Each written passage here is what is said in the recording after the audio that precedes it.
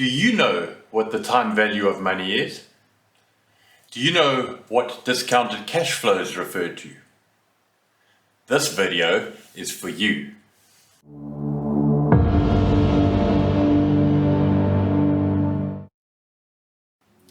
In this video, we will start by considering the time value of money and what it means. Then we will move on to what discounted cash flows are and how to use them to establish what the value of an asset is today based on its future cash flows. With that, let's dive into the presentation.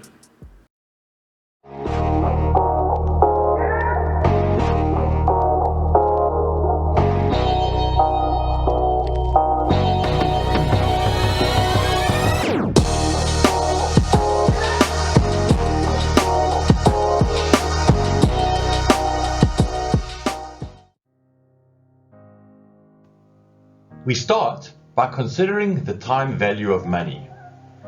Let's assume we have a required rate of return of 10% per period and enter into a contractual agreement to receive this rate at the end of each period. Let us assume we invest $100. At the end of period 1, our asset is worth 100 multiplied by 1 plus 10%. Or 100 multiplied by 1 plus 10% to the power of 1. At the end of period 2, our asset is worth 100 multiplied by 1 plus 10% multiplied by 1 plus 10%. Or 100 multiplied by 1 plus 10% to the power of 2. At the end of period 3, our asset is worth 100 multiplied by 1 plus 10% multiplied by 1 plus 10%, multiplied by 1 plus 10%, or 100 multiplied by 1 plus 10% to the power of 3, and so on. On this basis, we can deduce that the future value of an asset is equal to the present value multiplied by 1 plus the rate to the power of the number of periods.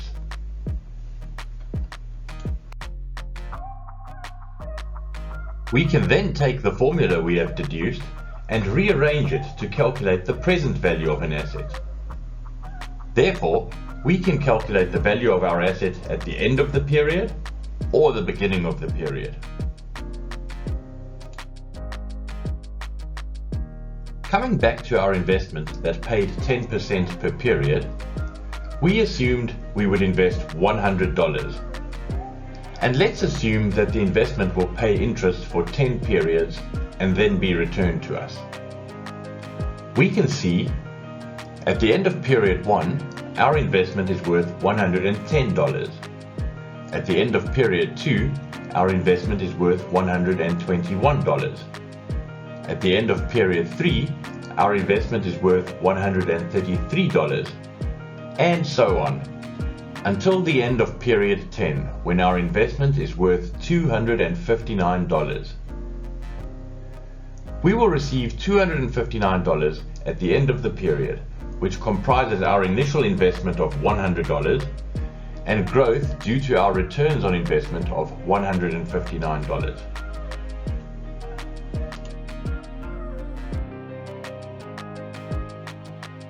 Now, if we consider the incremental growth in each period, we have the following. Note how the annual payment is increasing. This is because we are earning interest on the original $100 plus interest on the previous interest earned. That is, interest on interest. A discounted cash flow calculation considers the present value of each of these cash flows based on the time it took to earn. How much would the $10 earned at the end of period 1 be worth today?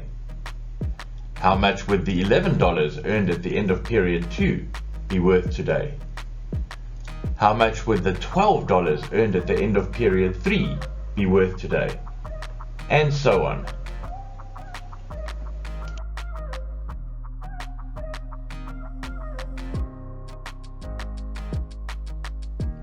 We recall our formula to calculate the present value of a future cash flow.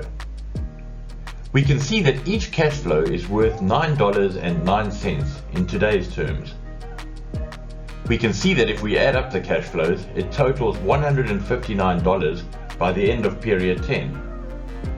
We can also see that if we add up the present values or discounted cash flows, we get a net present value of $90.91. In other words, the $159 received in interest payments by the end of period 10 is worth $90.91 today. Alternatively, let us assume the asset also returns our $100 at the end of period 10. In that case, the amount received by the end of period 10 will be $259. This makes sense and agrees to our previous calculation related to the time value of money.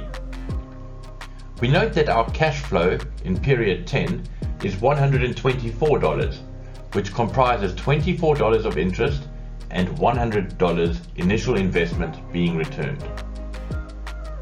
By discounting our cash flows, we see that each period returns $9.09 in today's terms, except period 10, which is returning $47.65 in today's terms. This is made up of $9.09 of present value interest and the difference as the present value of the $100 being returned. And we can see that the total $259 that is received by the end of period 10 is equal to $129.46 in today's terms. Comparing the value of our asset at the end of period 10 to its value today or at initiation, we have the following. At the end of the life, we will receive back $100, our supposed initial investment. In today's terms, that equates to $38.55. At the end of the life, we will have received $159 in interest over the term of 10 periods.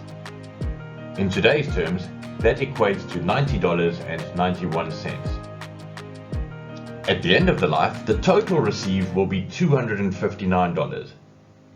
In today's terms, that equates to $129.46. We compare that to the present price of $100 that we had to pay to acquire this asset, and see that there is a $29.46 excess. By committing our capital of $100 for 10 periods, we have created $29.46 of value or wealth. Price is less than the present value of the asset, so it makes sense to invest. In this video, we learned about the time value of money and related discounted cash flow concepts. We learned how to apply the time value of money to forecast the future value of an asset.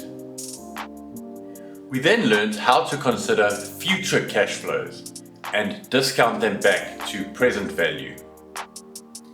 And from this, we also learned how to calculate the present value of an investment. And finally, we learned how to calculate the net present value of an investment and whether or not it was worthwhile and led to value creation or wealth creation. If you enjoyed this content, please like the video, subscribe to our channel, and click on the notification bell. It helps us grow the channel and bring more content to small and medium business owners and managers.